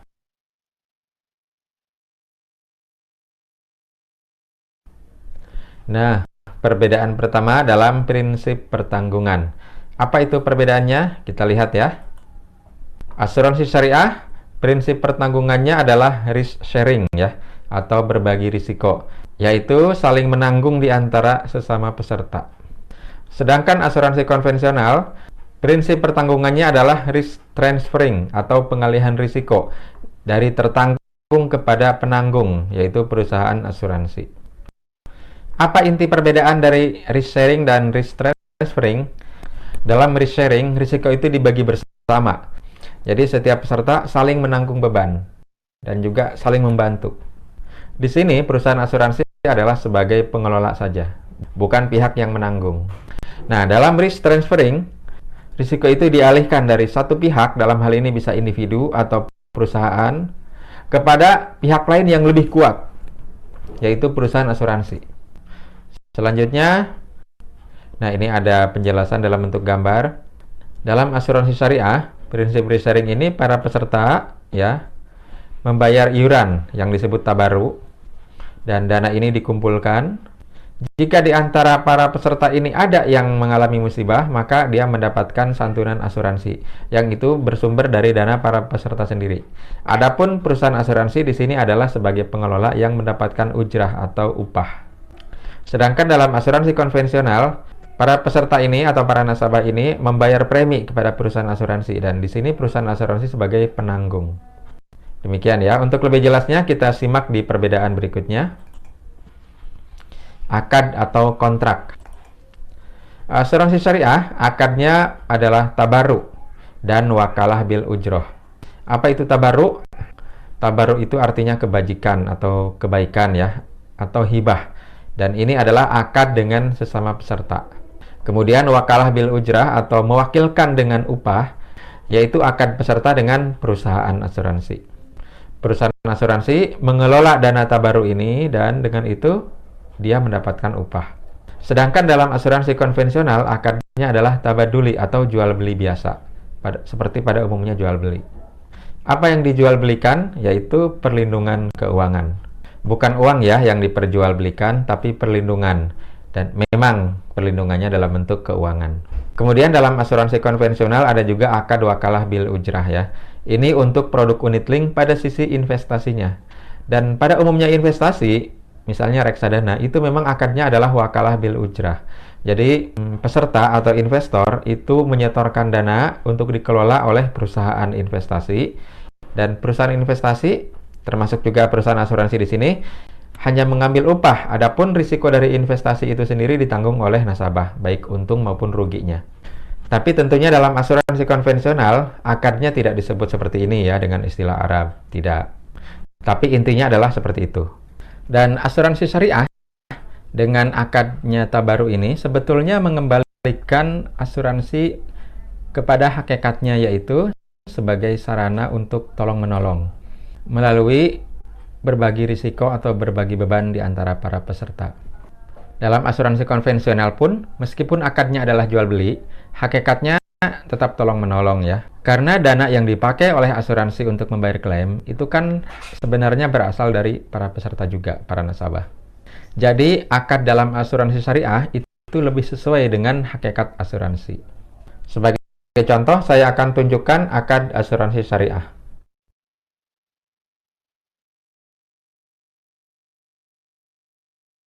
Ayah bunda abang kakak, alhamdulillah ini adalah satu rumah di mana anak yatim. Ini adalah akad atau kontrak asuransi syariah. Dalam hal ini dari Asuransi Jiwa Allianz Life Indonesia Unit Syariah. Di sini ada akad tabaru, ya. Yang pertama ini akad tabaru, yaitu menyatakan sebagai anggota kumpulan peserta asuransi syariah Allianz bersama dengan peserta lainnya untuk saling tolong-menolong terhadap musibah yang mungkin dialami oleh salah seorang di antara peserta. Dan untuk itu saya bersedia membayar sejumlah iuran asuransi untuk dimasukkan ke dana tabaru. Nah, adapun akad wakalah bil ujrahnya ada di poin 2. Saya menyatakan dan menyetujui berdasarkan akad wakalah bil ujrah, memberikan kuasa kepada Allianz Unit Syariah selaku wakil untuk mengelola dana, risiko, dan melakukan transaksi atas nama saya. Saya setuju untuk membayar ujrah akuisisi dan pemeliharaan, ujrah pengelolaan risiko, ujrah administrasi, dan ujrah lainnya sehubungan dengan transaksi polis sesuai dengan ketentuan berlaku. Dan seterusnya ya, ini intinya adalah akad tabaru atau hibah dan akad wakalah bil ujrah. Kalau dalam asuransi konvensional tidak ada akad dengan redaksi seperti ini. Tapi tetap saja ya, di sana pun ada pernyataan-pernyataan seperti ini ya. Nah, pernyataan dan surat kuasa saya dengan ini dan seterusnya ya, menyatakan bahwa keterangan dalam SPAJ ini adalah benar dan seterusnya.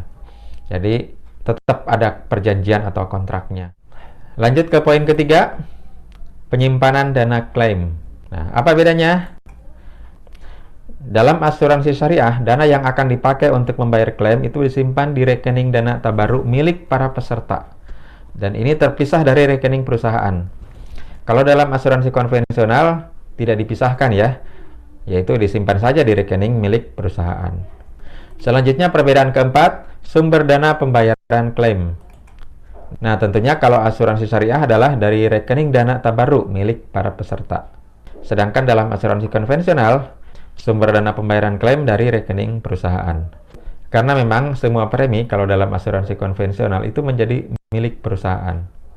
Sedangkan dalam asuransi syariah, ada yang menjadi milik para peserta, yaitu dana tabaruk, dan ada yang menjadi milik perusahaan setelah diberikan sebagai ujrah atau fee. Lanjut, perbedaan kelima, surplus claim, jika ada ya. Dalam asuransi syariah, surplus claim itu dibagikan, sebagian kepada peserta yang memenuhi syarat, sebagian lagi disimpan sebagai cadangan dana tabaruk, dan sebagian lagi untuk perusahaan sebagai keuntungan. Adapun syarat untuk peserta ini agar bisa mendapat bagian dari surplus claim atau surplus dana tabaruk, atau disebut juga surplus underwriting, salah satunya adalah tidak melakukan klaim di tahun itu. Sedangkan dalam asuransi konvensional, semua surplus klaim itu seluruhnya menjadi milik perusahaan. Bagaimana jika tidak ada surplus atau defisit? Nah, ini di perbedaan nomor 6. Dalam asuransi syariah, defisit klaim ditanggung bersama oleh para peserta dengan cara dipinjami dulu oleh perusahaan dengan akad qard al-hasan atau pinjaman tanpa bunga dan akan dibayar dari surplus underwriting tahun berikutnya. Sedangkan dalam asuransi konvensional, kalau ada defisit ya menjadi risiko perusahaan. Bagaimana kalau terjadi defisit terus-menerus setiap tahun? Nah, itu alamat preminya harus dinaikin ya. Lanjut perbedaan ketujuh, penyaluran investasi. Dalam asuransi syariah, dana peserta disalurkan ke dalam instrumen investasi yang sesuai syariat Islam dan tentunya dibolehkan menurut peraturan perundang-undangan. Sedangkan dalam asuransi konvensional, boleh di mana saja sesuai ketentuan perundang-undangan. Contohnya seperti ini ya. Contoh investasi yang tidak sesuai syariat Islam. Smoking ya, perusahaan rokok. Terus ini gambling ya, perusahaan judi. Kemudian ini money laundering, pencucian uang. Kemudian ini pornografi. Lalu alkohol. Kemudian riba, ini termasuk perbankan konvensional ya. Kemudian perdagangan manusia dan juga daging babi ya, perusahaan yang misalnya menjual daging babi. Dalam asuransi konvensional, semua ini tidak dilarang. Kecuali yang ini ya, pencucian uang dan perdagangan orang atau organ tubuh manusia. Selebihnya boleh-boleh saja, investasinya disalurkan ke sini selama tidak bertentangan dengan peraturan perundang-undangan. Sedangkan dalam syariat Islam, semua ini tidak boleh. Yang boleh yang seperti apa? Ya di luar ini. Misalnya perusahaan telekomunikasi, perusahaan kebutuhan pokok sehari-hari, consumer goods ya. Kemudian perusahaan infrastruktur misalnya, pertambangan atau properti. Nah, itu semua boleh ya. Tentunya selain bidang ini juga ada syarat lainnya. Misalnya rasio utang. Itu juga menjadi kriteria dalam saham syariah. Tidak boleh terlalu besar rasio utangnya. Selanjutnya, pengawas operasional. Baik asuransi syariah maupun konvensional ada yang mengawasi ya. Nah, dalam asuransi syariah, pengawasnya ada dua. Ada DPS MUI, Dewan Pengawas Syariah, Majelis Ulama Indonesia. Ada juga OJK ya, tentu saja ya, sebagai otoritas jasa keuangan. Sedangkan asuransi konvensional adalah ya OJK saja. Di luar ini bisa saja ya diawasi oleh PPATK, misalnya jika ada transaksi mencurigakan. Atau dari Asosiasi Asuransi Jiwa Indonesia, AAJI dan AASI ya. Juga dari otoritas lainnya. Tapi yang inti adalah dua ini ya, DPS MUI dan OJK. Lanjut. 9 ya, klausul bunuh diri. Nah, ini juga menjadi perbedaan antara asuransi syariah dengan asuransi konvensional. Kita tahu ya, bunuh diri itu tidak boleh menurut syariat Islam. Jadi, bunuh diri dalam asuransi syariah itu dikecualikan selamanya. Kalau orang ambil polis syariah dan dia bunuh diri, ya tidak ditanggung. Sedangkan dalam asuransi konvensional, bunuh diri ditanggung loh. Setelah 1 tahun atau ada juga yang setelah 2 tahun. Jadi misalnya ada orang ya, punya beban hidup yang banyak, tapi dia sayang kepada keluarganya, bisa saja dia ambil asuransi jiwa konvensional, lalu dia bunuh diri, tapi tunggu setelah 1 tahun atau 2 tahun ya. Mudah-mudahan selama masa tunggu ini, dia mampu menyelesaikan masalah hidupnya. Oke, itu adalah 9 perbedaan antara asuransi syariah dengan asuransi konvensional. Mungkin ada pertanyaan ya, bagaimana dengan faktor-faktor pembeda lainnya? Misalnya apa? Premi. Bagaimana dengan preminya? Sama nggak asuransi syariah dengan asuransi konvensional? Jawabannya adalah bisa sama, bisa beda. Kenapa? Nanti saya singgung di poin berikutnya ya. Bagaimana dengan benefitnya atau manfaatnya? Sama saja. Oke.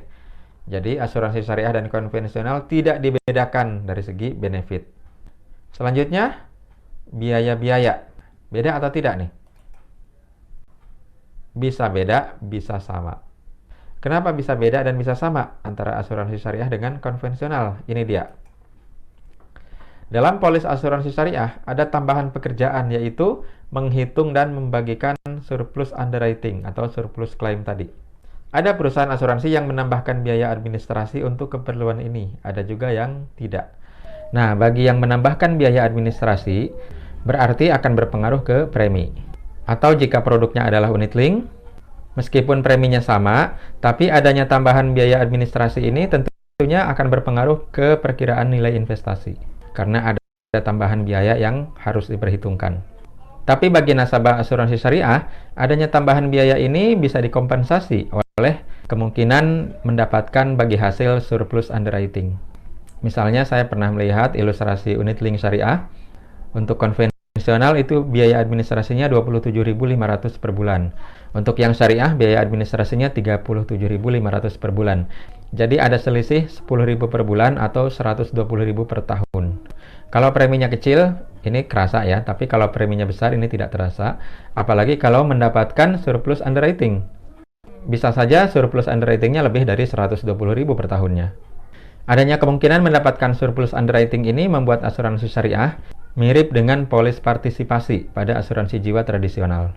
Bedanya kalau pada asuransi jiwa tradisional, yang konvensional ya, polis partisipasi ini akan memberikan bonus jika tingkat bunganya lebih baik.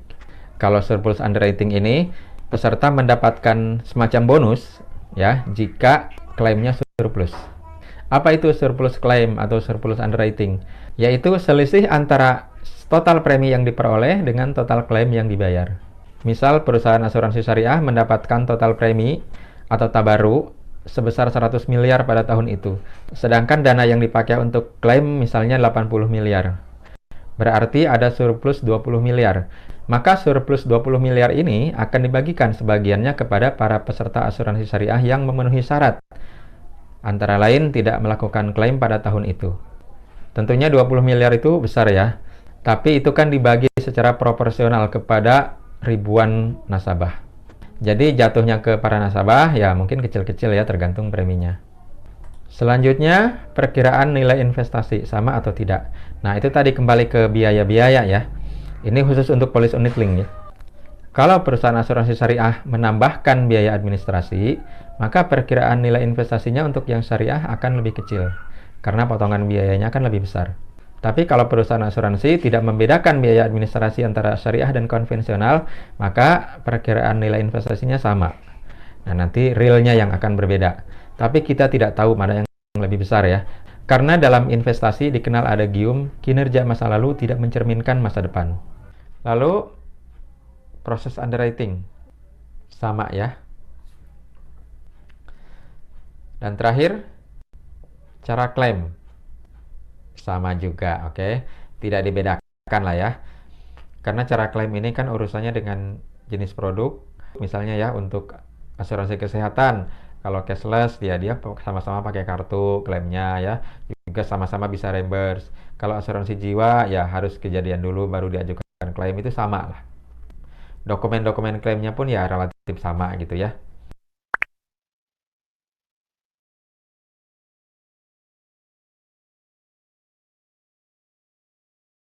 Kayak itu ya, di antara perbedaan dan persamaan mungkin tadi di akhir disinggung terkait dengan persamaan antara asuransi syariah dan konvensional ya. Jadi sudah sangat jelas ya, sangat-sangat jelas menurut saya, jelas sekali. Dan saya mungkin izin juga untuk copy link yang tadi saya sampaikan ya, meskipun nanti mungkin saudara bisa juga mencari sendiri, memperdalam gitu ya. Kalau misalnya masih penasaran silahkan bisa mencari sendiri gitu kan ya, atau membaca dari beberapa referensi. Ini yang saya share link pertama terkait dengan sejarah singkat tentang asuransi syariah ya, meskipun itu sebenarnya video yang disampaikan oleh VT Allianz ya. Karena kalau untuk video yang lain saya tidak menemukan yang ringkas, tapi memang itu intinya gitu kan ya. Gitu. Kemudian juga yang keduanya jadi saya share. Memang barusan saudara tidak ngantuk ya ketika mendengarkan video. Terus satu lagi yang terakhir tentang perbedaannya. Ini banyak juga kalau misalnya nanti saudara mencari di YouTube atau dimanapun juga terkait dengan perbedaan asuransi konven dan syariah ya, itu banyak sekali. Cuman kalau menurut saya yang paling komplit video yang barusan disampaikan oleh siapa ya, Pak Asep gitu ya, siapa itu ya. Ini diantara link dari YouTube-nya, maka kalau misalnya mau di save boleh ya, nanti silahkan kalau mau diputar ulang juga. Itu ya. Jadi tadi sudah sangat jelas lah ya. Kalau misalnya saudara mau ini silahkan putar lagi aja gitu kan, seperti itu. Kalau ada yang mau sampaikan dulu sebelum saya akhiri. Nah, untuk pekan depan ya, kan pekan depan tuh hari Jumat yang mudah-mudahan semuanya pada sehat ya, pada diberikan kesempatan oleh Allah untuk tetap menikmati hidup ini dan tetap beribadah khusus tentunya. Pekan depan kan tanggal 8 sebenarnya prodi itu kan mulai hari Senin besok tuh ada visitasi gitu ya. Sebenarnya sih berakhirnya tanggal 7 sebenarnya sampai tanggal 7 sampai hari Kamis ya. Cuman ini antisipasi khawatirnya memang misalkan ya karena kan biasa setelah akreditasi itu tidak lantas beres sudah gitu kan ya, tapi mungkin biasanya suka ada PR ataupun hal-hal yang memang perlu dikoordinasikan gitu kan ya. Khawatir nanti misalnya saya pas hari Jumat tidak bisa hadir gitu ya. Jadi saya mau untuk pekan depan ya nitip tugas untuk saudara gitu kan ya. Nah, ini kan ada dua bahasan lagi nih yang perlu nanti saudara bahas ya, yang perlu kita bahas kan terkait dengan regulasi dan juga perkembangan asuransi syariah gitu. Jadi nanti saya minta saudara tetap hari Jumat depan ya, tetap ada kelas gitu, ada kelas Zoom meeting gitu ya. Meskipun itu dilakukan secara mandiri seperti itu. Nanti teknisnya kalau misalnya mau nanti saya bukakan untuk breakout room boleh ya. Jadi nanti saudara bekerjanya nanti saja pas ketika hari Jumat. Saya kan ini akan membagi-bagi topik gitu ya.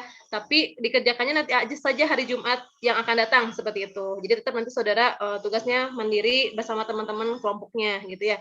Nah, untuk kelompoknya juga atau untuk kelompoknya mungkin saya sekarang aja ya. Nanti khawatirnya memang tidak bisa masuk room, kan saudara setidaknya sudah tahu kelompoknya bisa secara mandiri koordinasi dengan teman-teman gitu.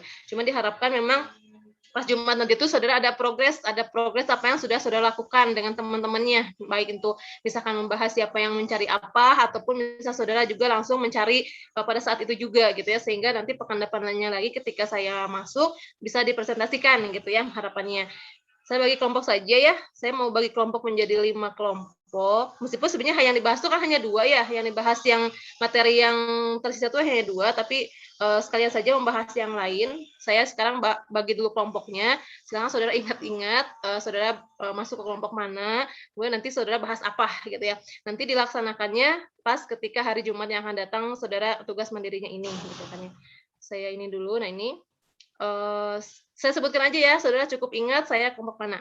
Pertama ada kelompok 1 ya, Cucu, Fauzia, Hasya, Ismi, Reli, dan Tia. Ini kelompok yang dulu nggak? Bukan ya? Enggak kan ya? Beda lagi ya? Oke. Cucu, Fauzia, Hasya, Ismi, Reli, Tia, kelompok 1. Kelompok 2. Isminya Ismi yang mana? Oh iya, benar. Ismi Nur Isnaini ini. Ada 2 ya, betul. Ada 2. Ismi Nur Isnaini. Kemudian yang kelompok 2-nya ada Rafa, Alia, Anissa, Dwi Magda, Fahmi, sama Ismi Siti Rabani. Itu kelompok 2. Kelompok 3-nya Aisyah Septiani, Salman, Indah, Jagat, Mita, dan Nuning. Ya, itu kelompok 3.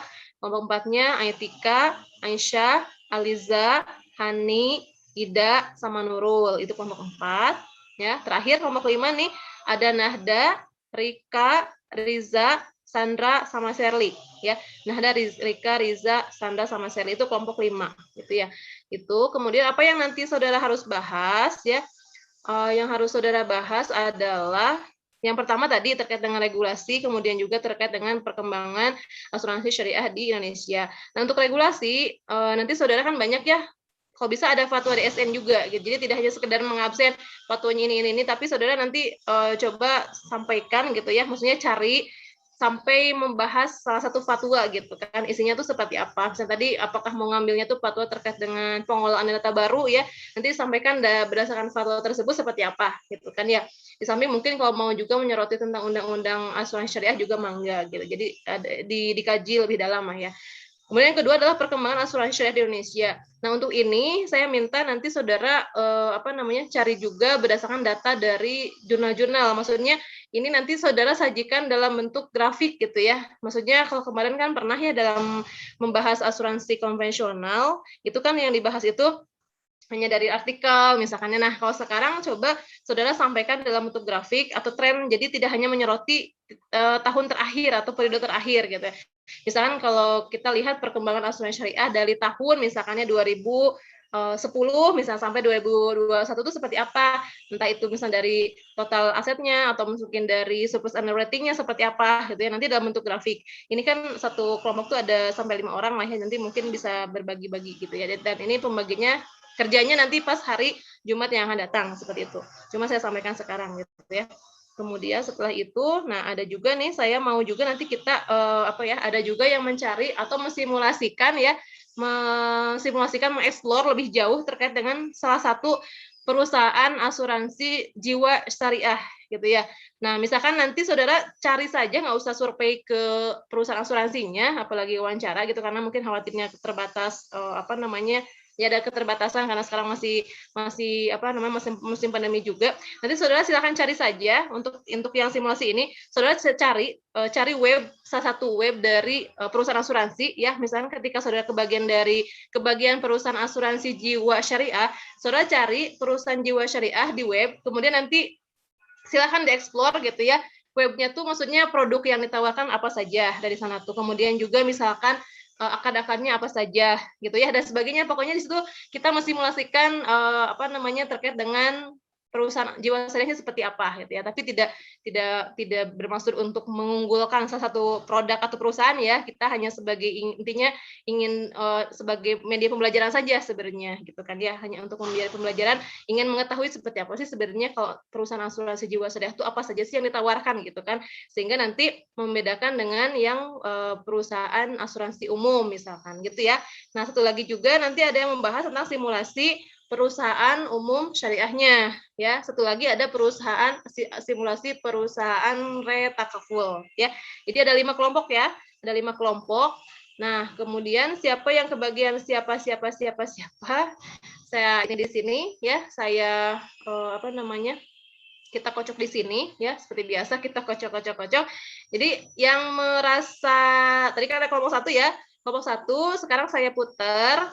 Jadi kalau misalnya ini keluar bahas tentang apa, itu berarti nanti kelompok 1 bahas ini. Gitu ya. Demikian juga dengan kelompok 2 seterusnya ya.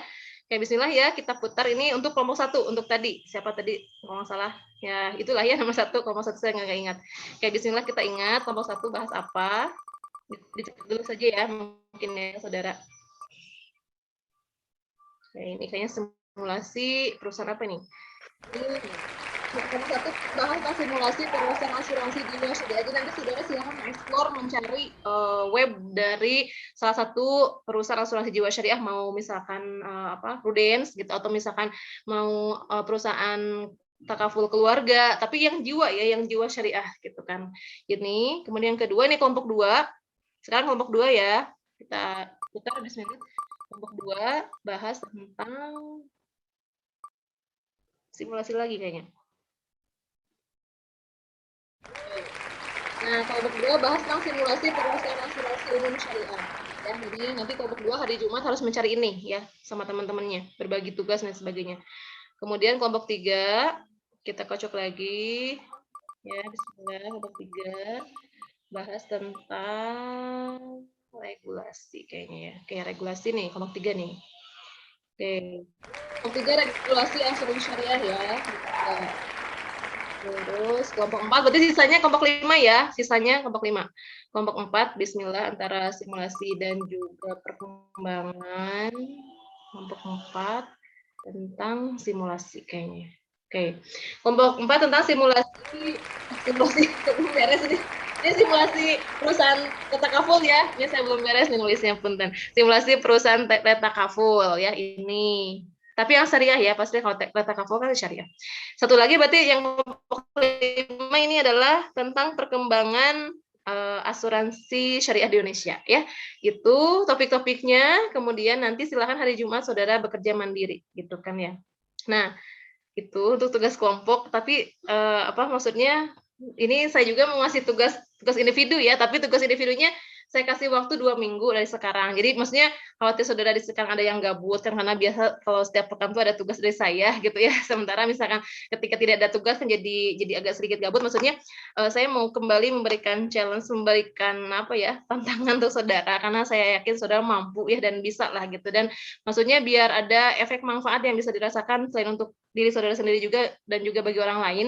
Saya minta saudara membuat video singkat ya, video singkat terkait dengan asuransi syariah. Tapi di dalamnya tuh singkat saja. Nanti saudara mendeskripsikan sedikit terkait dengan sejarah singkatnya seperti apa ya. Jadi sejarah singkat asuransi syariah seperti apa, sejarahnya. Kemudian setelah itu saudara mengutarakan perbedaan ya antara asuransi syariah dan asuransi konvensional gitu. Itu videonya singkat saja. Videonya mau saudara bikin dalam bentuk animasi atau animaker boleh, atau misal mau dalam bentuk saudara menerangkan dalam bentuk PPT misalkan ya, di-record boleh, atau misal saudara mau ngambil tag video gitu kan ya, saudara kan pada palinter lah gitu ya, saya yakin mangga gitu ya. Jadi itu terserah saudara lah, pasti saudara lebih canggih biasanya dalam bikin video gitu ya. Diharapkan ya minimal nanti ketika ada teman-teman kita atau mungkin mahasiswa lain yang belajar terkait dengan asuransi syariah ini, setidaknya bisa menemukan video yang saudara buat gitu ya. Seperti itu nanti mungkin video terbaik, atau bahkan mungkin saudara juga silahkan ketika sudah selesai bisa di-upload di channel YouTube-nya masing-masing gitu kan ya. Seperti itu ya harapannya.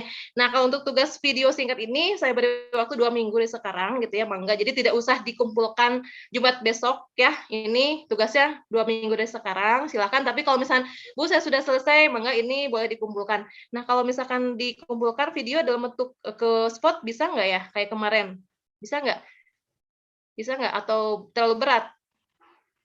Kalau Berat sih, Bu. Palingan juga waktu itu rekaman MP3 juga pakai zip, Ibu. Iya ya. Tapi kalau pakai zip bisa nggak? Maksudnya kalau videonya pakai zip lagi? Bisa ya? Oke, jadi bisa. Oh, jadi harus ke Google Drive ya, Jagat? Oke.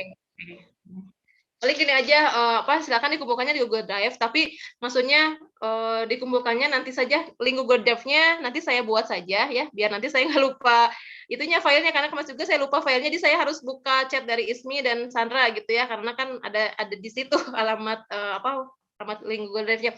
Jadi mungkin nanti di akhir menjelang mau 2 minggu terakhir saya baru bikin baru share Google Drive-nya, agar mungkin kalau saya duluan khawatir nanti ada yang noong duluan gitu ya. Maksudnya saya juga menjaga reputasi dari karya saudara lah gitu kan ya. Gitu karena kalau misalnya di Good Drive itu kan bisa diakses sama teman-teman yang lain gitu ya. Maksudnya nanti saya mungkin pas hari terakhir mau dikumpulkan saya berikan link Google Drive-nya tapi saudara sudah bikin gitu ya. Tapi untuk 2 minggu ke depan. Gitu ya. Oke, ada yang ditanyakan sebelum saya akhiri? Karena sudah jam 2:30. Ibu izin bertanya sedikit. Ya, Ibu. gimana Desi? Izin bertanya terkait dengan yang pembuatan. Sandra. Ya, sorry Sandra. Kan Desi tadi bilangnya Desi. Ya, Sandra.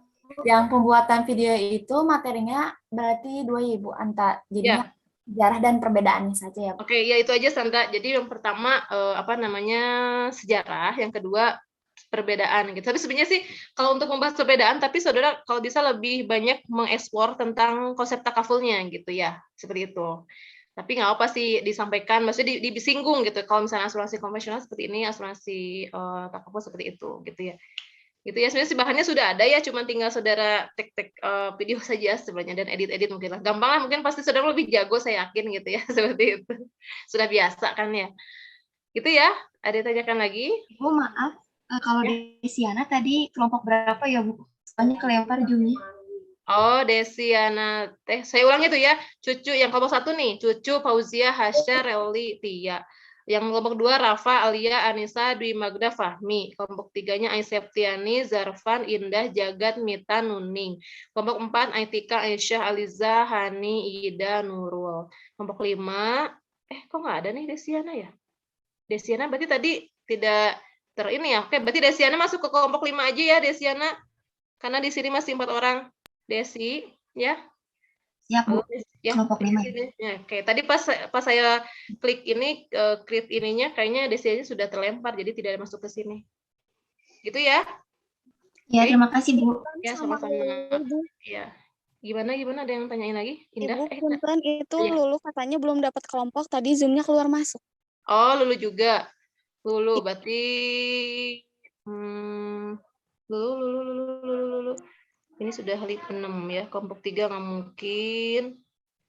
Lulu silahkan masuk ke kelompok berapa Lulu? Kelompok 1 aja ya Lulu ya. Nah ini masih 5 orang nih kelompok 1. Ya Lulu ya. Jadi disampaikan. Makasih Ibu. Ya, mangga sama-sama. Ya tidak ada ya, tidak sampaikan lagi. Kalau tidak ada, nanti kalau misalnya seandainya ada hal teknis dan sebagainya, silakan boleh bertanya lewat WA juga, mangga gitu ya. Seperti itu, kalau tidak disampaikan lagi, kenapa nih, kok ada tepuk tangan? Astagfirullahaladzim. Tahu aja mau diakhiri ya jadi tepuk tangan. Kalau tidak ada yang disampaikan gitu ya, terima kasih atas perhatian dan waktunya. Mudah-mudahan apa yang tadi telah kita bahas menjadi ilmu yang bermanfaat ya, dan khususnya maksudnya mudah-mudahan tidak hanya sekedar ini hanya sebagai awalan saja, maksudnya biar nanti saudara bisa mengeksplor lebih jauh lagi, lebih dalam lagi gitu kan ya, terkait dengan apa yang tadi saya sampaikan. Kurang lebihnya saya mohon maaf. Terima kasih atas perhatiannya. Kita sama-sama tutup saja ya dengan bacaan hamdalah alhamdulillahirabbil alamin dan doa kifaratul majelis subhanakallahumma bihamdika asyhadu an la ilaha illa anta astaghfiruka wa atubu ilaik. Selamat melanjutkan aktivitas gitu ya. Tetap saling mendoakan dan juga tetap jaga kesehatan. Salam untuk keluarga tercinta. Wassalamualaikum warahmatullahi wabarakatuh. Waalaikumsalam warahmatullahi wabarakatuh. Terima kasih banyak Ibu. Sama-sama.